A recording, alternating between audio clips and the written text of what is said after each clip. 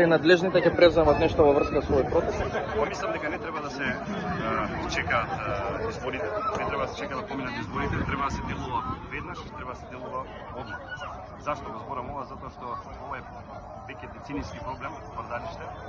Мислам дека е конечно народот овде зовриен и мислам дека треба да се преземат активности, примарно, како што рековме и во нашите барања, тоа е оградување на врдариште, видеонадзор на врдариште, да се заштити од палење, да се истапи на терен, старт, тоа е примарно, а потоа да се разгледуваат и секакви физибилити студии.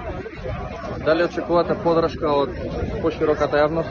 Да, апсолутно очекувам поддршка од пошироката јавност затоа што се работи за здравјето на сите луѓе, се работи за пред све за жителите во аеродром, како и во Гази Баба, така да очекувам секој ден помосавна поддршка затоа што само вака очигледно можеме да дојдеме до целта, а тоа е тргање и целосно затварање на врдариште од овие простори.